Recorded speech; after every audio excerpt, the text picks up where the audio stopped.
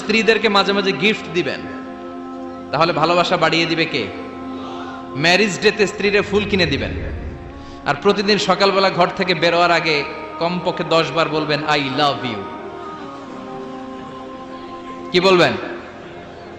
কয় না, দেখছেন? পোলাপাইনরা কইলেও মুরব্বীরা কয় না, আমরা কমু না, আমরা অনেক কইছি আর কমু না।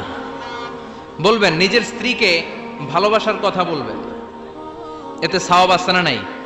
স্ত্রীকে নিয়ে মাধবকুণ্ডে ঘুরতে গেলেন, কক্সবাজারে ঘুরতে গেলেন, সওয়াব আছে না নাই?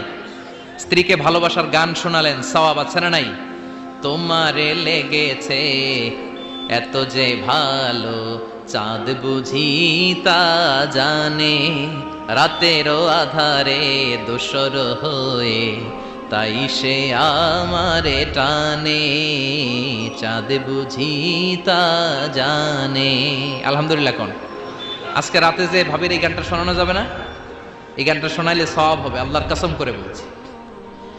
বিশ্বনবী বললেন, অফি বুদআই আহাদিকুম সাদাকা, তোমরা যে শীতের রাতে স্ত্রীকে নিয়ে এক লেপের নিচে, এক কম্বলের নিচে শুয়ে থাকো, তার প্রতিটা মুহূর্তে সওয়াব দিয়ে তোমার আমলনামা ভরে দেয় কে? আপনি যে ভালোবেসে স্ত্রীর হাতের সাথে হাত মিলান, 2 হাতের সগীরা গুনাহ মাফ করে কে? স্ত্রীর দিকে তাকালে চোখের সগীরা গুনাহ মাফ করে কে? স্ত্রীর জন্য প্রতি মাসে যে খরচ করছেন, টাকা দিচ্ছেন, সময় দিচ্ছেন, প্রতিটা মুহূর্তকে সদকা হিসেবে কবুল করে নিচ্ছে কে? তার মানে জায়গা মতো কাজ করলেই সওয়াব।